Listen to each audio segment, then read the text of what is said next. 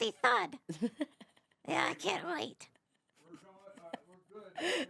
I keep making eye contact, like, hi, Ticklemuff. Yeah, as you should. Which is crazy because I can't make eye contact with real humans. Really? Yeah, so I'm always doing the, like, eyebrow game. Yeah. You know, the, like, looking just above. Oh, to you the look at sides. eyebrows? Yeah. I didn't realize that's because sometimes I look in like at people's noses or in the middle, but you do the eyebrows. Yeah, well, noses are great too. Okay. You know, depending on Yeah. your level. Yeah. But yeah, because there's the pressure of knowing when's too much, Ah. and it's not too much with Ticklemuff. You can just be like, Yeah. Yeah, you can look at me all you want. Yeah. Neither of us have to blink. It's true. Do you not blink either? I think I do blink because every photo of me on stage, my eyes look closed. Like I swear I'm looking at people, but like apparently I'm not. Apparently Yeah. I'm just like. Yeah, my eyes are stickers. Oh my God, that would be your eye color on a driver's license. Yeah, just black. The sticker black. Yeah, sticker black. Oh my God, Keida! That was a little aggressive. Yeah, I mean, we're recording. That's what I thought. Oh, okay, That's we're ready? what I thought. Yeah. Okay, Yeah. all right. No, I just wanted to say welcome and welcome. Thank you. Yes. Welcome, Jazzy, and welcome everybody to my podcast. Well, it's our podcast. It's called Soul Tickle. Oh, yeah. This is Soul Tickle, where we are going to go under the fluff and talk about mental health. Because it's really crazy to be a human in the world today. Would you agree with that, Jazzy? I think it is really crazy just to be a human. It's crazy, and I'm a puppet. Okay, so I call it humaning. As a human, I even Oh, I call like it that. humaning. Do you feel like you human? I feel like a human. Yeah, I Okay. do. I think that I'm humaning even though I'm a puppet. Yeah. Well, Yeah, I think agree with it's- that. I think it's a mask of sorts. To be humaning? To be humaning, to be connecting with somebody else outside of yourself. Oh, yeah. Because Yeah. you've got to kind of put away a part of yourself in order to hear somebody else. Oh my God. Please say more about that. That's so cool. Like it's not anything that I understood before I got a late in life autism diagnosis when I was 35. Okay. And then I started learning about masking and the nuances surrounding it, and then started kind of thinking about it on a wider scale. Huh. And I go, we all kind of have to mask to a degree to go outside and have a conversation with somebody who we don't have a shorthand with. We don't have a connection with. We're just going to a mini mart and buying a water bottle. But we might interact with 2 or 3 people in that sense. And there is a little bit of a part of us that we have to put on to be outside and keep at home to not Yeah. have our, Yeah. our weirdness out. Yeah. like how I have to. There's like lots of different versions of Ticklemuff. Yes. Well, yeah, like the version at home when I'm with Zach, when I'm here on stage talking to the mailman. Right. Is that what right. you mean? That's exactly what I mean. Yeah. Cool. We That's have really cool. we have to put on different masks, and sometimes it's more about learning how to unmask than it is to mask. Because being vulnerable is hard. Exactly. It's really hard. It's really hard. Yeah. Yeah. And I think that for the neurospicy, it's harder for several reasons because there's guessing, there's mimicking. There's like, well, I don't know when Zach orders tacos, he orders chicken. So I think that's the only tacos I will ever eat. Because it seems to work out for Zach. And, Yeah. and I think that there's degrees of that all throughout humaning. Like we kind of learn how to be within our communities. Mm-hmm. Do you think people pleasing is part of that? Because Zach's a big people pleaser. I think that Hey, I just called out just like that. Ticklemuff likes to call me out on a lot of things. That's what I'm here for. To keep Zach honest. Yes. So he doesn't mask all the time. Yeah, I mean, he's a ventriloquist, so it's hard not to. But, Yeah. It is, yeah, it's in my nature to mask, I think. But It's intertwined. yes. I think that's, again, performing too. Like, isn't that the Commedia dell'arte, the comedy, drama, mask side Yeah. idea, that concept? Mm-hmm. Yeah, it's I call it the act of humaning. So for me, like looking at it through the autism spectrum and looking at all of the different me's that I wore, I was like, what me's was I wearing because that made it easier for me to feel comfortable around who I was with then, and what was actually me. Like, what Yeah. was I leaning into because I thought that's who I needed to be versus who I am and who I was comfortable with later. Okay. And so it's like, if I think back to something and I cringe at it, I'm like, oh, that was a mask of me. Ah, interesting. It was like a me I was trying on, Yeah. a me I thought I needed to be in order to be accepted in whatever situation I thought I needed to be accepted in. Yeah. Do you think that there was value in trying these things on? Because then you got to see what you like and what you don't like? I think that there's value in that, and I think that there's value in failing too. Oh, yeah. Zach loves sailing. It's true. I wouldn't say love, but I've come to accept. Yeah. So I'm really curious about your stance on that. About the failing? Yeah. Well, I mean, we could go, there's small failures about, I think everybody's done this where somebody's like, somebody's at work and they're like, thank you for coming in. And you're like, thank you. Yeah, yeah. And then you like walk away and you're like, When someone says happy birthday and you're like, happy birthday. Like, Exactly. So then that's like a small social failure. And then there's big failures where you've walked away from a relationship and you were equally to blame in the hurt, right? There's those the bigger degree of them. Yeah. But I think that they all have a value into learning something about yourself, learning about who you want to be and who you don't want to be. Yeah. So if you're faced with that situation again, that crossroads again, and you're like, I could make a bad decision, but I know I don't want to. Yes. Yeah. Do you ever make bad decisions on purpose? Bad decisions on purpose. Yeah. Well, I mean, I did just watch 26 seasons of SVU in a row. I know. There's a show about Escalades. No, And not SUVs, SVU. Oh, they're just as fun and shiny, though. I'll be Yeah. honest. Yeah. It's just it's full of actors that are just as fun. The story's a little bleak. oh, Be inundated in at a bleak spot in life, but sometimes you find comfort in the strangest ways. yeah. Well, then why do you think you did it? I do think it is a comfort. I think that there's 26 seasons of it. So, That's a lot. it's a lot. So Yeah. I've been watching it. You if can we binge.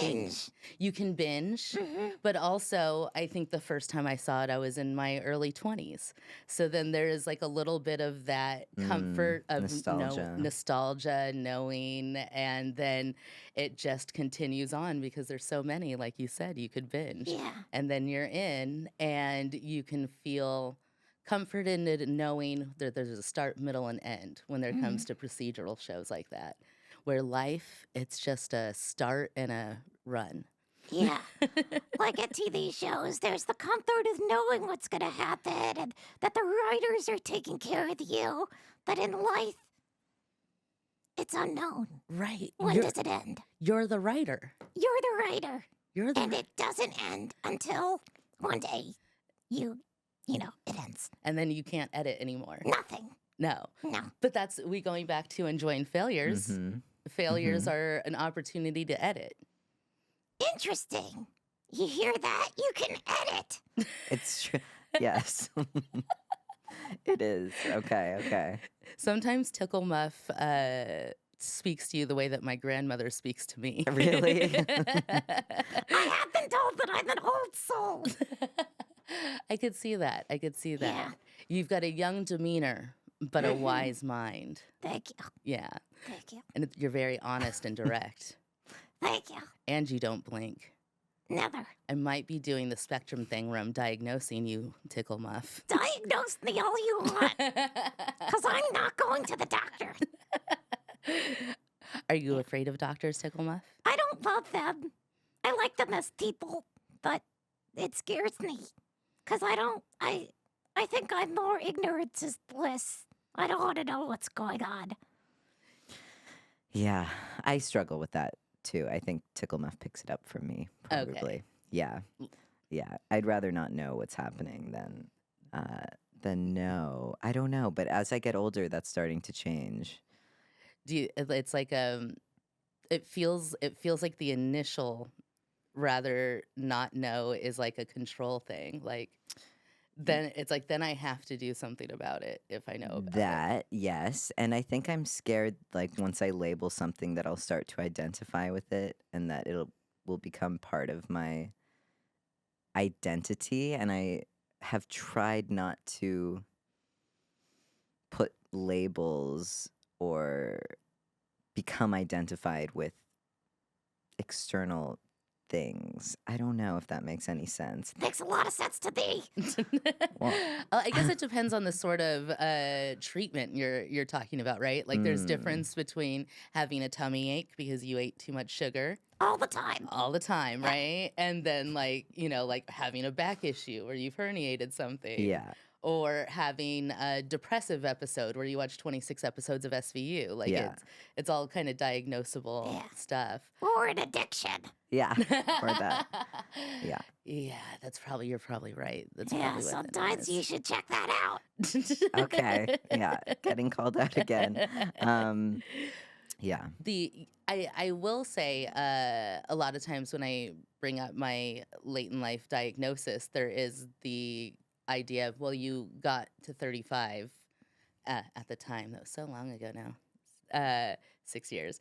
But I got to 30. You got to I've been told this by several different folks, so I get that this is an idea that people carry. Why did you need to know? Yeah. How does that help you? Yeah. How does it help you? Well, it provides context for me for what everybody else is also experiencing in a situation. And then it's provided names for myself for things that I go through socially, where I used to feel very alone and confused why nobody else was being affected that way. To where now I know I have this thing where, yes, it's going to be stressful for me in the produce section, but other people can buy celery in peace, and that's okay. But it was like this idea that they were coping with life better than I was. Oh, yeah. Well, that's so funny that you say that, because I was just thinking, I was walking down the street and I was like, everybody seems to be fine. Yeah. Everybody seems to have it all together. And then I look at Zach, and he does not. Okay. But I feel like they don't. They must not, right? They must not. Right? That's what Yeah. I was telling Zach. Yeah. And it's hard to come to terms with the fact that everyone is probably struggling just as much, maybe sometimes more than you are. Everyone has these whole universes going on in their head, and Yeah. everyone thinks that they're the center of the world because they are. You're the center of your own world. Right, right. And then to understand that they're not experiencing the world the same as me was what the Yes. diagnosis did. It was Interesting. unlocked that. I was like, yeah, no, I know we're all the own stars of our own world, but we are all in Ralph's. Yes. So we're all in Ralph's, experiencing Ralph's the same was the part that the diagnosis unlocked. Oh. Because by understanding my condition, I kind of got to understand that there was a different side of what was Okay. going on. Okay. So the way that you experience things, other people are experiencing it the same way, but not necessarily everyone. Not the other that- people are is that true? experiencing the same experience, but they're not processing it the same way. So they're not steeped in it the same way, emotionally or mentally, or the same things don't bother them the same ways that they might bother me. Okay. Like loud sounds that Yeah. come out of nowhere, I hate that. right? Yeah. And then there's the idea of, well, why can you wear loud headphones, but you can't stand loud sounds? And it's like, well, there's an expectation, there's a control aspect of that. Mhm. So there's some people are better with that and some people aren't. And that's why I think before I understood myself more, I thought that they were coping better. Okay. I was like, they Okay. must all be bothered by this, but they could just keep it together more. They can human better than I can human, was always Yes. my idea about it. Okay. And Okay. then now when I mask to go outside and talk to people, I'm putting on my human mask and I'm doing that, but I know about it now. Before I just mimicked and tried to stressfully meet emotional levels and social expectations. Wow. That is so interesting. I think that we are going to do some research on masking after this because I've never heard about this. Have you? I've never heard about it. I think it's really interesting, and I think Yeah. that there's levels of it, and I think that it's more commonly associated with being neurodivergent. But the more I think about it, the more I'm like, we all kind of have to a degree. Yeah, totally. Yeah. Jazzy, you're amazing. Oh, you are too, Ticklemuff. I love you. I love you too. You're my favorite. You're my favorite. Thank you so much for having me here. Thank you so much for coming. This was so great. Aw, We thank really you. appreciate that. And wow. And maybe we'll have you back sometime because I feel like we only touched the surface. I'm quite verbose. Sorry about that. Never apologize for being amazing. Thank you, Ticklemuff. Mwah. Mwah.